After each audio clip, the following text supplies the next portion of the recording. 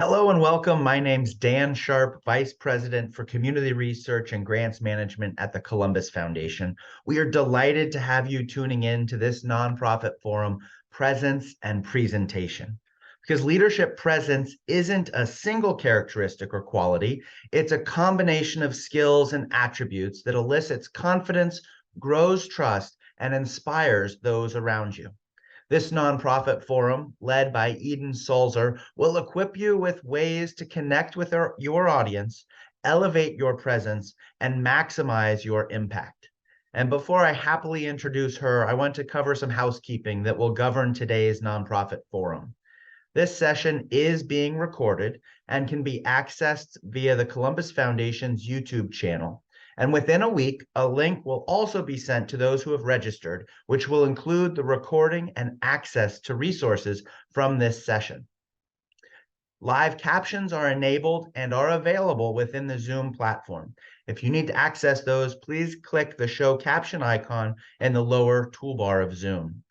We will utilize the Q&A feature for questions that you would like to pose to the presenter at any time during today's presentation. Please find that Q&A function also on the bottom of the Zoom toolbar. We'll be using the chat box today should you need to reach out and contact our production team about a technical issue or something that you might be experiencing. It's also found there at the bottom of the Zoom toolbar. So now it is my pleasure to introduce Eden. Eden Sulzer is a leadership coach at CrossWorks Career and Talent Strategists and is known for her ability to identify her clients' unique talents and their aspirations to help develop a clear plan to turn their vision into a reality. Coaching is a natural extension of her more than 20 years of experience as a marketing and communications leader in both agency and corporate settings. She's a graduate of the E.W. Scripps School of Journalism at Ohio University, and she's participated in executive education at the Ohio State University Fisher College of Business, and has completed the Gallup organization's Great Manager Training Program. And she's certified in the Berkman Method and with the International Association of Business Communicators. Eden, I'm most grateful for your willingness to join us again for another nonprofit forum, and I know that today will be wonderfully insightful as we focus on presence and presentation. Eden, the forum is now yours. Great. Well, good morning, everybody. And thanks, Dan. Appreciate you and Becca and all the folks at the Columbus Foundation who make this happen. I'm delighted to be back. I was here presenting to this group a number of months ago, and I really appreciate all the attendees. I think we have over 100 people on the webinar today. And it's meaningful to me because a number of my clients, a good number of my clients are leaders and up and coming leaders within nonprofits in the Columbus area. So thanks again for having me. And I'm, like I said, delighted to be here. I'm going to go ahead and share my screen, and we're going to get this party started, as they say. And let's see here.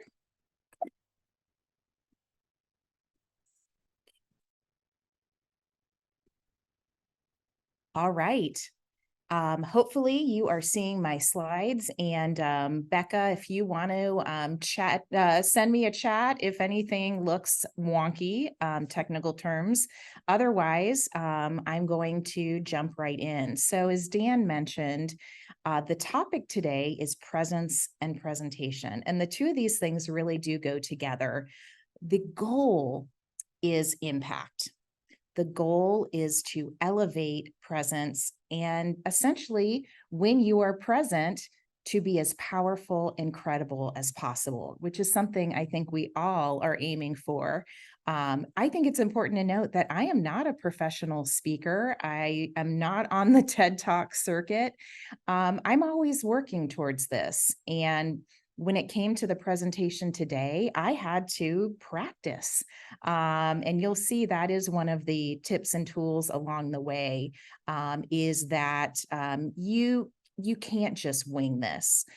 You do need to put the time in, as they say, and you will get the results based upon your ability to focus.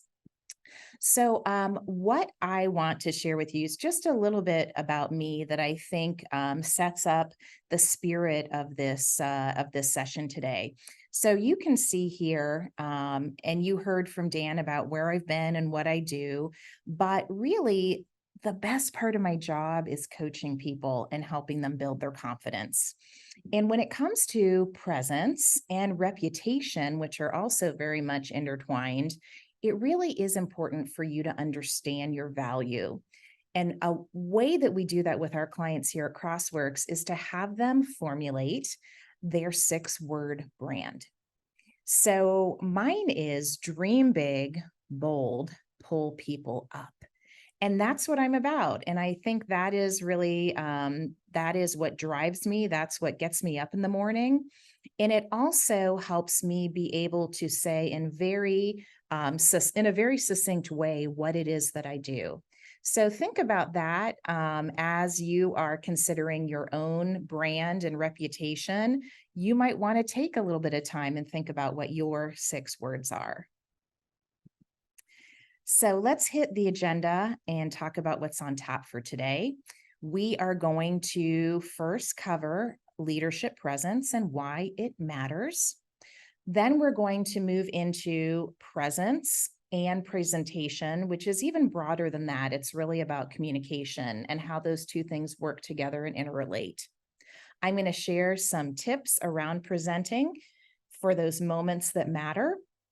And actually throughout this session, if you have questions, feel free to drop them in the chat. I will try and poke in there and take a look, but certainly know that we will have plenty of time at the end of the session for me to answer your questions. So what is leadership presence? All right, this is where the first opportunity for you to interact with me is. I would love for you to drop into the chat box, what is your definition of leadership presence? What does it mean to you? So I'm going to give you guys a minute. I hope to start seeing things drop into that chat box. I know it's early.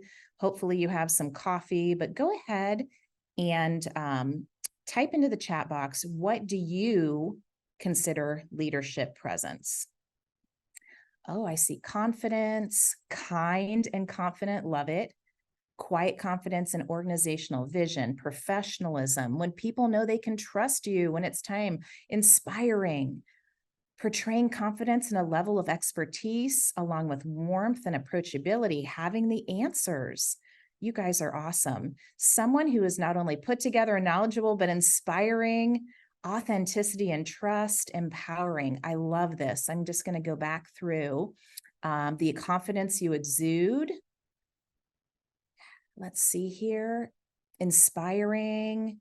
When people know they can trust you when it's time for you to perform. I think I saw professionalism, quiet confidence. This is awesome.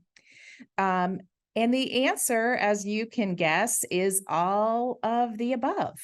You're all right.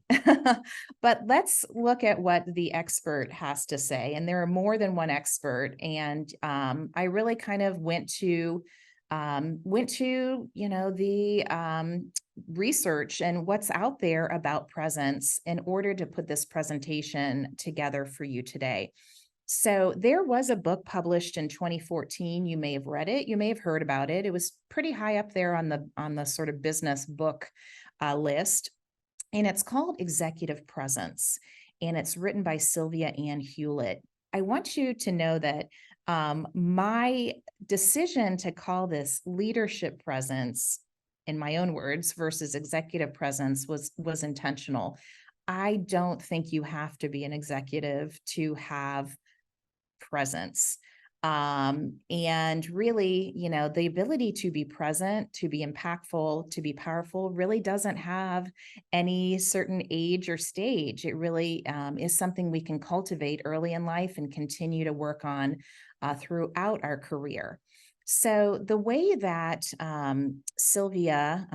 Sylvia actually defines it is the missing link between merit and success. The missing link between merit and success. I think that in itself is interesting because it's that's kind of the notion that you can earn it, you can deserve it, but you're not always going to get it without this kind of secret combination, which she describes as self-confidence, poise, and authenticity. Self-confidence, poise, and authenticity. Those were some of the words that you used when you described it, that impacts your ability to inspire confidence in others to believe in and follow you. What jumped out at me when I first read this was the notion of confidence. When you have confidence in yourself, when you believe in yourself, when you believe in your ideas, that is the pathway to gaining the confidence of others. So confidence is a huge piece of the equation, and it's something that I really work with a lot of my clients on, all ages, stages, men, women, everyone at some point is looking for a little bit of support to help build confidence. So let me tell you just a little bit about Dr. Sylvia Ann Hewlett, because I find her story really quite fascinating. So she is an author. She's actually an economist, and I think the most published writer author in the Harvard Business Review. She has a number of best-selling books, but she didn't come from fancy or educated beginnings. And in her talk, and something I would recommend if you are interested in this topic of executive presence, Google her and find her talk that she gave to actually a group of employees at Google after she published this book. And she talks about her struggle to find her own voice and to build her own presence. She grew up in a coal mining community in South Wales and really was struck by the fact that when she got to college and she earned a scholarship to Cambridge, went on to Harvard, she was a smart cookie, but she knew right away she didn't sound like everybody else. Her dialect, her way, her speech patterns, even her grammar were not at the level that she felt she needed in order to be successful in life, in order to be impactful. So she made it her business to work on those things, to work on her speech, her dialect, the things that she felt were holding her back. And I think that's an interesting concept in itself, and something that we all may kind of struggle with, which is, do I have to be somebody else in order to be my best self? And I think the answer is kind of unique for each one of us. Some people who watched the video of her commented that they thought it was really unfortunate that she felt she had to change her voice and overcome that dialect. But that was what she felt was needed and was, impactful in her ability to get where she wanted to, which was obviously a very successful place. So I want to talk now about the components of leadership presence. But before we do that, Becca, I think we have a poll here that we were going to do to ask people their opinion on this notion of leadership presence and how you would characterize your level of presence. And of course, I had to be sort of whimsical about this. So your choices are in rating yourself. I am outstanding. I'm all that in a bag of chips. I'm sort of up and down. It depends on the situation, or the whole idea of this makes me want to hide. So take a look, go ahead and choose the one that best characterizes your feelings about leadership, your own leadership presence. And then, Becca, we can share the results of the poll once people have had a moment. All right. Wow. I mean, here's a clear result if I've ever seen one. We all kind of feel like we're somewhere in that. Sometimes I get it right, sometimes not so much. I'm a work in progress. So I actually think that's a very real phenomenon for all of us, which is This is not easy. And sometimes we feel more confident than others.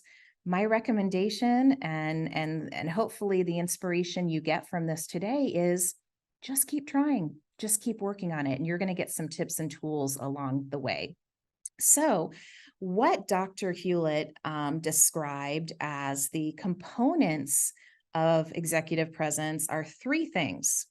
The biggest being gravitas, and I love that word, which is really how you act, how you show up. That is 67% of the executive presence equation.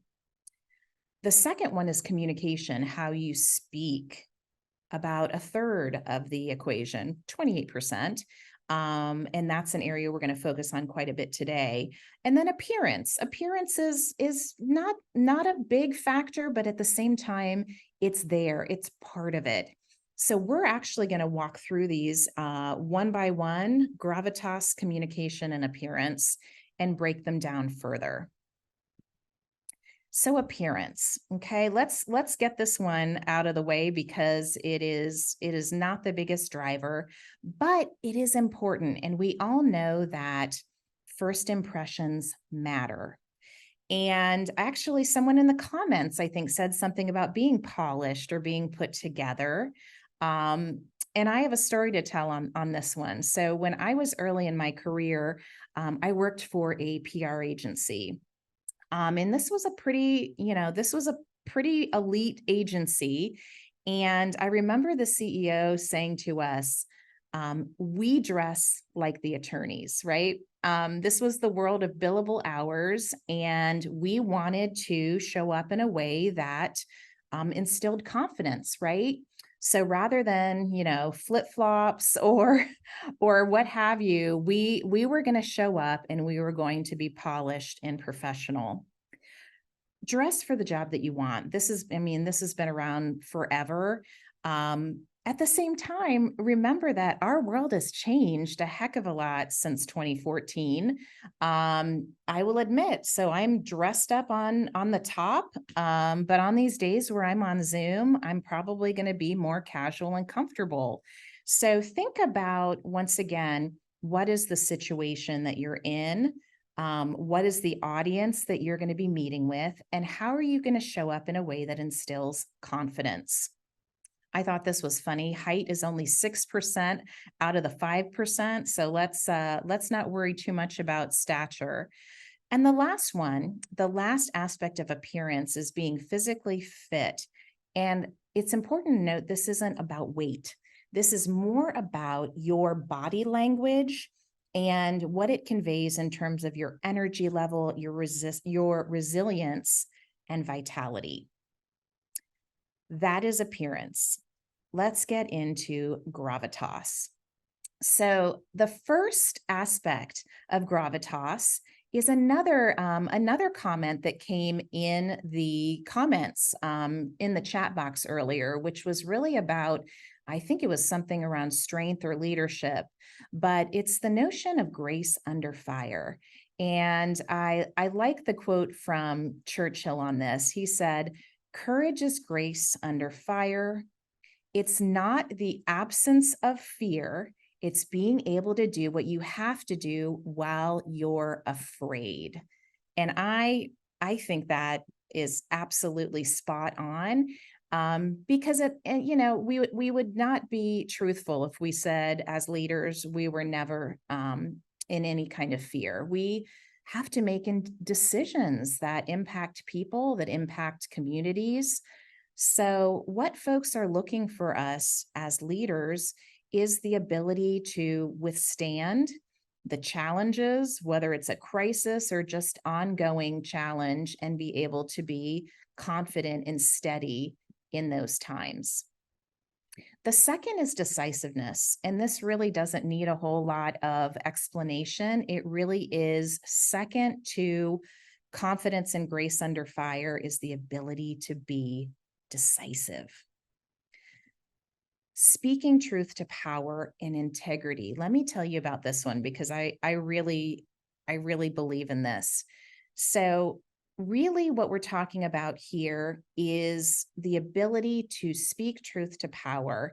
And the higher you go in an organization, the more impressive it is when you're able to demonstrate that you have the spine to share your convictions, right? Whether that is making the tough call, standing up for the person that maybe is not being treated fairly, but really having the courage of your convictions is an important component of gravitas. Demonstrating emotional intelligence. This is another one of my favorite topics and something that I work with my clients on all the time. So what I want to point out here is, you see the things like confidence and decisiveness, and those are all great, but they don't get you there without empathy and compassion, right? So decisiveness, toughness, courage, resolve, great things, but when they're untempered by empathy or compassion, those things come off as ego, as arrogance, maybe even as insensitivity. So it really is this dance, this combination of confidence, courage, compassion, and being able to express that full range of emotions. Last but not least, right size your reputation, own your reputation. I mentioned the 6-word brand to you, but it's much more than that. Basically, what reputation building is about is being able to tell your story rather than allowing other people to tell it for you. You have to be proactive in asserting who you are, what you stand for, and how you'd like to be perceived. And if you haven't thought about that in a while, or maybe you've never really thought about it, I really encourage you to do that. I think it's really the foundation of presence, and even presentation is to be really clear and credible in who you are and what you bring to the world. After gravitas, we go into the third element, communication. Communication, presentation, presence, like I said, all of these things are very interrelated. But what I want to point out here is that communication is the way in. And when it comes to number one on that list, the superior speaking skills, this is a prized attribute when it comes to leadership. And that's what we are going to start breaking down in the rest of this presentation is what do superior speaking skills look like, and how the heck do I achieve that level of proficiency? Some of these other things, like the ability to command a room, forcefulness, assertiveness, these are critical tools as well. There are also some less obvious things like the ability to read a room, right? And I think that's also part of that emotional intelligence, the ability to banter, right? The ability to connect with people in a pretty short order and with people of all different kinds of backgrounds, opinions, and even body language and posture. These 6 behaviors really boil down to one thing, and that one thing is the ability to connect. Communication, whether it is written or verbal, whether it, whatever format we're talking about, communication is the art of engagement. How powerfully do you connect with your audience? How quickly can you engage your listeners, and how long can you keep their attention? Let's keep going because we're going to get into just that. So we covered leadership presence, and we even started talking a little bit about presentation, but now we're going to fully make that leap into where the two intersect. So let's start with authenticity. And there is another terrific researcher, author. Some of you, I'm sure, know about Amy Cuddy. She's the one that did the power pose, right? You can kind of see it on the cover of her book. Amy is a social psychologist. She's a keynote speaker, And her writing, her research, all of her teaching really focuses on presence and performance under stress, You may also want to check out her, in addition to her book, her TED Talk from 2012, I think was one of the most popular TED Talks of all time, called Your Body Language May Shape Who You Are. So Amy Cuddy, her book is called Presence. What I like about it is the way that she talks about presence, and it's a little bit differently from Dr. Hewlett. So she talks about presence in terms of our belief in ourselves and our worth. So you can see here on the slide, presence reveals itself when we believe our story. We believe our story. I can't tell you how important it is. Whatever you're presenting, you have to care about it, right? It seems so simple, but I can remember times in my career where I was presenting on things that I didn't really care about. And maybe I didn't even entirely believe in them, but it was part of my role in corporate America was to present on topics. And I look back on it and I imagine you probably could tell that I wasn't fully invested and I didn't always believe in that story. My hope is that in the work that you do believe in your story and in your mission. And that is one of these things that is not a stretch for you. The second item that Dr. Cuddy mentions in presence is conveying confidence without arrogance. And you rightly mentioned that earlier in your comments, where you said essentially confident but accessible, welcoming, kind. And that is spot on. So I want to talk about the difference between confidence and arrogance. Confidence invites people in. And confidence is actually comforting. We all feel better about a leader, a presenter, when they are confident in what they have to say. Arrogance, on the other hand, is really a defensive mechanism or a defense mechanism.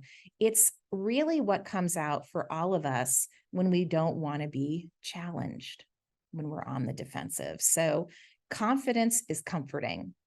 The last of these aspects of presence is to communicate harmoniously.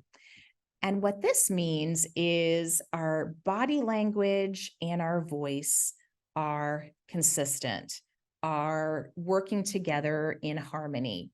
And I think what Dr. Cuddy talks about is essentially when we are not being authentic, our body language tends to give us away, right?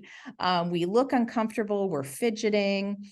That is where the art of all these things called presence come together. We believe our story, we convey confidence without arrogance, and we communicate harmoniously.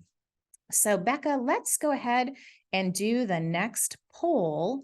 And this is one where I'm just kind of curious if this is something that that you guys and gals struggle with, which is, what do you think about sort of the idea of being both authentic and polished? Do you struggle with that?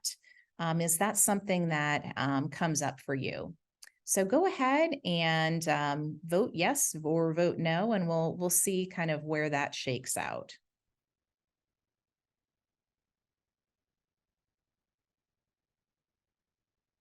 And once you have a chance to vote, we'll see if this resonates or if it's a non-issue.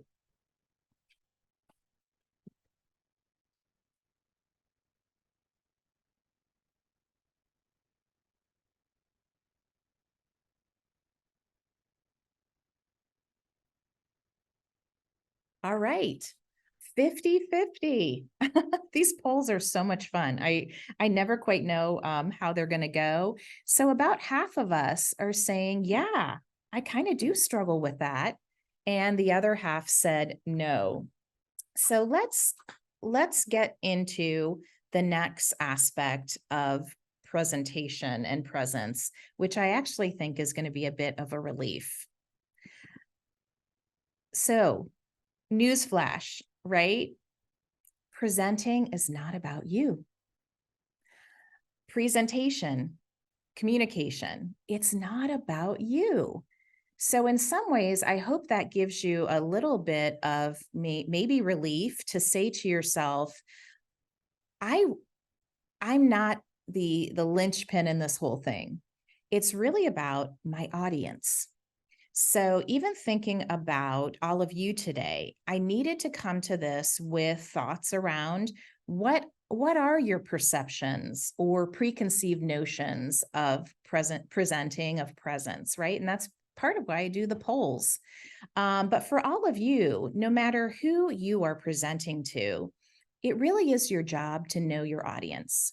And that could be in the form of doing research online. Who are these folks? Asking around, doing some information gathering ahead of time. What are they going to come to the party with in terms of their own opinions, their own knowledge of the subject matter? Next, and related to that, is think about and really consider what's going to be meaningful to your audience. What will they care about, right? So when it comes to whether we're experts in something or just have a lot of experience, we often think about what we want to present, our facts, our data, our stories. But I want you to kind of turn that on its head and say, what would be meaningful to them? From there, that's where we start to add concepts, data, evidence. How do we bring the message to life with those things? And it doesn't have to be a lot. Don't kill them with slide after slide of charts and tables and data. It really is about enhancing your message and making it that much more powerful. Last but not least, what stories do you have to tell? I have a lot of friends who will swear by essentially the power of story. And how do you capture that? And how do you find the story? How do you bring that story to life that speaks to both head and heart? Because that is what we're doing in presentations. It's not just about the information or the data, or I have to get this point across. It is about the ability to elicit emotion in your audience. So remember, when in doubt, it's not about you. I like to, once again, figure out how do other people do it. And Steve Jobs, you probably have seen this image before even, was known to be a very powerful presenter. And I took a few kind of tips from his experience of how he prepared for talks. And the first is practice. He certainly didn't wing it. Let's put it that way. He would, in fact, rehearse, leading up to these big presentations and talks to employees and to external audiences. The other thing that I thought was really clever was he used the rule of three. And we all know the rule of three kind of in life in general. It makes it easier to remember things. But he did that almost kind of as a, kind of a signature aspect of the way that he talked. So think back to, gosh, this is the Wayback Machine, 2007, at the point of the introduction of the iPhone. He said when he introduced it, today we are introducing three revolutionary products. The first is a widescreen iPod with touch controls. The second is a revolutionary mobile phone. And the third is a breakthrough internet communications device. As the audience applauded, and right, he's building suspense, he's telling a story, numbers 4 and 5 on that list. He finally revealed that these were not three separate devices. They were one device, and it's called the iPhone. So you can see there, he really kind of brought people along by the rule of three, by building suspense, and even telling a story. So the last aspects of this that I want to point out are, first of all, don't panic. I was panicking going into this because we were kind of trying to figure out how to do presenter mode. So you couldn't see my notes and it wasn't working at first. And I was starting to get a little anxious. We figured it out. But even if we didn't, I have my hard copy with my speaker notes sitting next to me, and I knew it was going to be okay. Whatever happens, there's a glitch in the technology. You're in the audience and, the door slams and everybody looks the other way. It happens to all of us. Don't panic, pause and move forward. And oftentimes it's a good opportunity for a little levity or just a way to kind of lighten the mood. Last but not least, have fun. I'm having fun right now, and it's because I prepared. So I feel good about my chances. I hope you do of sharing some helpful information. I also care about the topic, and I just enjoy connecting. Right. So have fun, because if you're not having fun, I have to tell you, your audience probably is going to pick up on that. Next, Amy Cuddy. I like to use quotes in presentations. So know that everything I'm doing today, this morning, is really kind of demonstrating some of the things that I feel like have worked for me. We don't rush our words, she says. We're not afraid to pause. We feel deserving of the time we're using. We even make more direct eye contact when we're speaking. Amy Cuddy. I really highly recommend her book, Presence. All right, so let's start to bring this together. So you will see in my list of tips and tricks some things we've already talked about, but they bear repeating. So these are my words of wisdom, but know that I'm still a work in progress, and I may have different tips and tricks if I were to do this again down the road. First and foremost, keep it simple. Make it easy for your audience to hear your message. Make it easy. And that means don't overcomplicate it. Don't go on and on. Make it digestible. Practice a lot. Going into this presentation, I recorded myself actually from start to finish, giving this presentation on Zoom, and watched it back a couple of times. I may not have always done that in the past, and I think that was part of the reason I was nervous and at times couldn't catch my breath, because I didn't feel like I completely knew the content. Make good eye contact. This is one of my favorite tricks. So I call it find a friend in the audience. And I couldn't do it today because I can't see you. But whether I'm on Zoom or I'm in person, there's usually some lovely person who smiles and makes eye contact for most of the presentation. And that, my friends, just gives me energy. It makes me feel like everything's going to be okay, to the point where when the talk is over, I usually go up and say, thank you. Thank you for being there with me and helping me feel like you cared about what I was talking about. Next up, breathe and breathe some more. And this is really connected to the next one, which is embrace silence and own the pause.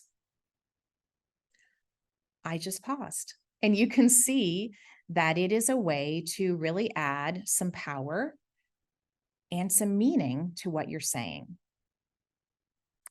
Pausing is something, I think it's low-hanging fruit. It's probably one of the first things that I work with folks on, because most people don't know how to do it. They talk and they present and they say, I'm gonna, talk you through what's on my slide, and then, and this, and let me tell you a story. And then all of a sudden we're out of breath. Remember that people need to be helped to listen. And part of the ability to help people listen and hear your message is to pause and help them understand what is important by underscoring through the pause. Last but not least, be you. Be you. Because if you're not you, who else are you going to be, right? Quote at the bottom, just as the best comedy comes from the truth, the best communication comes from being real. So how do you improve your game, right? That's what we're always looking for, is to just get a little bit better. And here are the ways that I recommend that you do that. Do not go it alone. Don't just try and do this all on your own, right? Ask for feedback and support from people you know and trust, and have them listen, have them jot down notes, and find out what are 2 things I could do differently the next time to be more impactful. Based on that feedback, work on those 1 or 2 things. So maybe you decide coming out of this, after you talk with some people who have seen you in speaking mode, maybe you decide that you want to work on pausing and storytelling. What I recommend is work on those things, try and get better, maybe master them, and then move on to what are those next 2 things. I'm also a believer that imitation is the highest form of flattery. Watch the people you admire, whether it is TED Talks or people, your colleagues, your peers, whoever those folks are, study what they do and then try it on for size. See if it's something that works for you. One more aspect of speaking that I want to cover, because it comes up all the time, which is speaking extemporaneously. I've talked with so many people who say, hey, when I know my stuff, when I've prepared, when I've done the presentation before, I don't sweat it. What people tell me they get caught up in oftentimes is when they are in a meeting or whatever the venue, and they get asked a question that they're not prepared for, or maybe even put on the spot. So here are a couple tips and tricks to that. First and foremost, give yourself a minute. Give yourself a little bit of space to process. One way to do that is to paraphrase, right? You could say, I believe what you're asking is XYZ, or ask some follow-up questions to make sure you understand. It also gives you a minute to think about your response.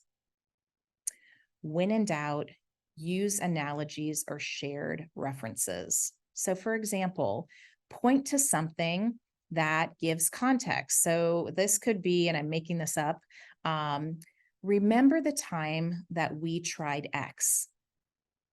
We learned Y and Z. What we're talking about today is not unsimilar to that situation, right? So you're kind of bringing your audience along in helping engage them as well. When in doubt, don't go on and on. Shakespeare said it even more eloquently. Brevity is the soul of wit. Remember, you don't have to tell people everything. You just have to tell them what matters. One more words of wisdom from Amy Cuddy. Don't fake it till you make it. Fake it till you become it.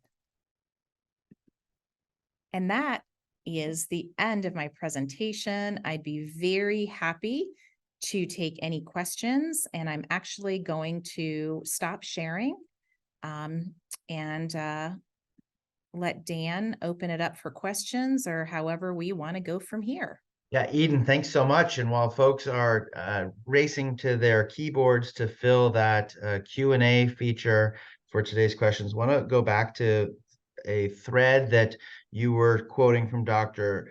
Hewlett and woven Churchill, really about kind of the connection that you have with your audience, and that presence is at its best when you're believing in your story. And there's the phrase, it's not what you said, it's how you said it, or it's not what you said, it's how you made them feel. Right. How does that type of sentiment about connectivity really fuel the presenter when they take the stage? And maybe it's as simple as what you said, find a friend in the audience. Yeah, I mean, I think all of us have different levels of social energy, right? When I'm with people, I want to connect, right? You'd be maybe surprised to know that I'm actually quite introverted. But when it comes to these kinds of events, I figure I want to connect. And part of that connection is showing people who I am. Because if I make it okay to be real, to show emotion, to not be robotic, I think it makes the audience feel like they can be themselves too. They can ask questions, they can laugh, they can participate.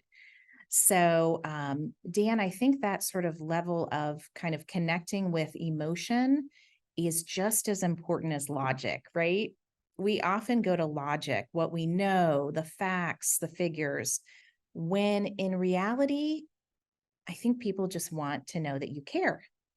They want to know that you're interested in them. So, help me. Does that answer the question? I'm happy to take It another crack does. at it. It does. Thank you. And I think there were more. There was it was a poorly formed question on my part. No. More trying to connect some of those themes that you did so expertly. Um, and I was pleased as you focused on gravitas as one of the thirds. I think that we hear that in a negative connotation, and you did a really good job of approaching it from an asset framing perspective or the positivity side of what that could truly mean, which is great. Yeah, I'm glad you said that because, a lot of us grew up where all these things, you're not supposed to toot your own horn, be humble. Um, and that's not untrue. But at the same time, it's okay to have self-esteem. It is great to be confident. As I mentioned, confident is comforting, especially when people are looking to you for some level of expertise or education or inspiration. We have one question from Miss Fraser. Eden, do you have any ideas for a non-responsive audience? Ooh, yeah, that's that kind of makes me shiver. Um, Use polls, and it's not just a Zoom thing, right? So when I make sure that my audience participates, I'm not going to let them not. So somewhere during that presentation, I'm going to say, show of hands, how many of you have been through this? Or if somebody looks kind of like they're nodding, I'm going to say, hey, it looks like this is really resonating with you. What's on your mind? So I volunteer people. I do polls, and when in doubt, I'm gonna, ask somebody in advance to at least throw one question out to me, so that it isn't crickets. We've all experienced crickets. It's not fun, but I think you can actually get ahead of it by weaving interaction into your presentation versus hoping that you're going to get questions or comments. Well, you may have answered much of Mr. McCabe's question. He's typed in that he's always heard that it's wise to ask people to hold their questions until the end of the presentation so as not to break the presenter's flow, but also because those questions might be answered within the presentation. Is there value with asking questions to gain engagement? And I think some of what you just replied with, you answered that on the head, but want to at least give you the opportunity to expound upon that. Yeah, thanks for the question, Rob. I think some of it has to do with your comfort level and sort of the way that you approach things. I'm pretty informal. So, I would rather people, shout things out or raise as long as it's not disruptive. If they're engaged, bring it. If they have a question, ask it. And sometimes there's some brilliant moments that happen in that sort of extemporaneous interaction versus basically telling people sit and be good listeners until the very end. So I don't know that there's a right answer, but I would say if you can kind of roll with it and have the ability to kind of go different places with the audience, I really enjoy having that sort of open dialogue throughout.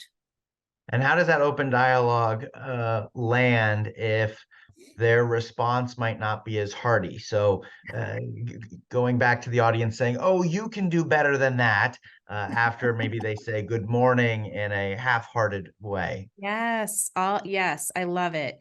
So if you haven't already figured it out, I like to have fun. I like to laugh. And I think for the most part, the audience does too.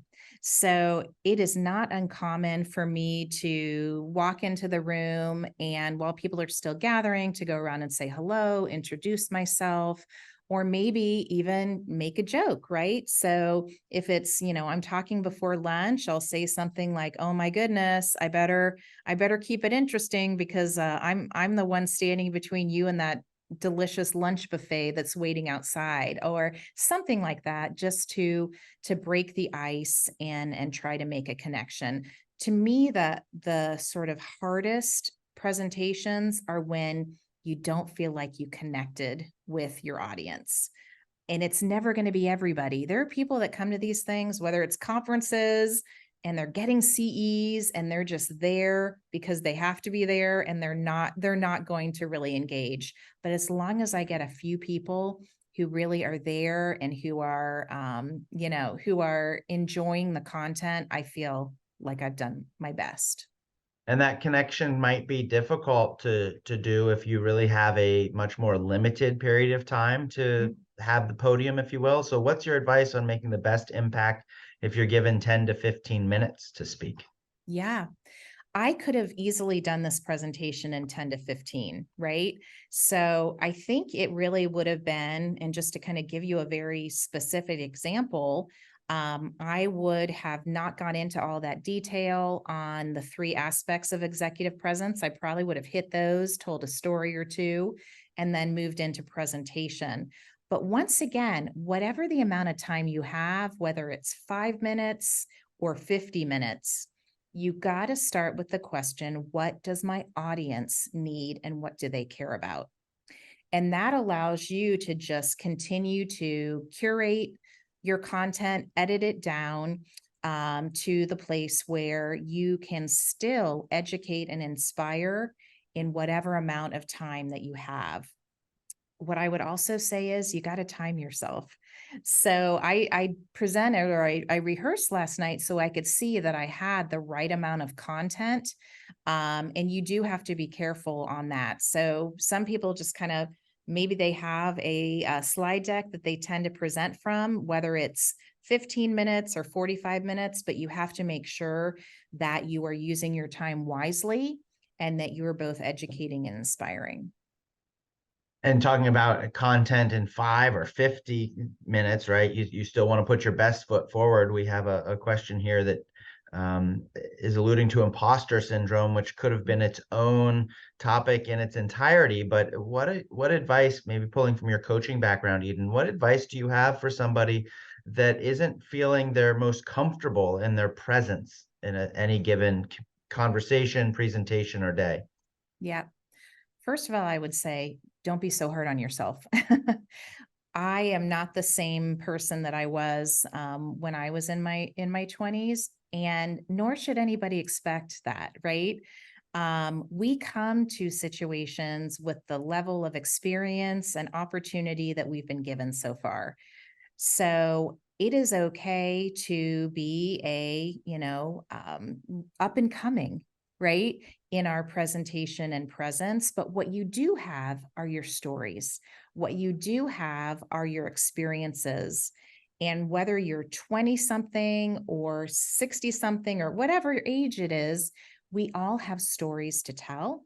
We all have been through things and gained some knowledge from them. So start from that. Don't worry about, I don't have 20 years of expertise in X, Y, and Z. I'm not a well-known researcher. I'm not any of those things. But what I tend to lead with are the things that I know and care about. And that kind of is the great equalizer of presence and presentation. And how would you thread the needle between being assertive and communicating clearly, but without coming across as harsh? Yeah. Well, that makes me laugh a little bit because I don't think in my experience, I don't know that I've ever come off as harsh. There are actually some times where I think I should be more assertive, right? I should be more serious, but it's just not me. So I would say back to the core components, if you are true to yourself, if you let people see who you are not going to appear as harsh. I think some of the tendency, or maybe where that comes off as people being unapproachable or harsh, is because they're hiding behind their content. They're hiding behind maybe a bunch of information, where really it's that inability or fear of truly connecting. That is when I would say we get into trouble. So be real, be yourself, have a little self-deprecation every now and then. It goes a long way. And I don't think in that case that you'll have any issues when it comes to sort of people feeling that you are coming off as harsh. And Eden, we probably have time for just one more question. And you started your presentation with the notion of 6-word brands. Do you have any tips on developing an elevator pitch? Absolutely. I will actually provide a resource when, and Dan and Becca, I'll get that over to you.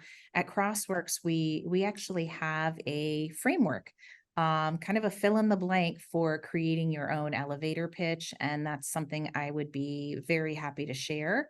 And if at any point, it's like you feel like you need a little help, or you need some assistance in really creating your professional brand, whether that is your elevator pitch, your LinkedIn, your ability to get out and have something to say when you're networking. The folks here at Crossworks, myself, the coaches, all have the ability to coach and provide some assistance in that area. So I will provide that tool. If you want to do it yourself, great. If you're looking for some more help, feel free to reach out to me. Wonderful. Eden, thank you so much for joining us for this nonprofit forum presence and presentation. Your insight and expertise is so much appreciated. And as you can see in the chat, a lot of positive feedback and engagement today. So to all that participated today, thank you so very much. As a reminder, there will be the referenced email coming to those who registered, and this will live on the Columbus Foundation's YouTube channel for future reference to share with your colleagues, to come back to as a touchstone and refresher as you all go forward and making your next presentation with great presence, gravitas, appearance, and strong communication. But Eden, we couldn't have done it today without you. So thank you so very, very much, and enjoy the rest of the day. Thanks, everybody.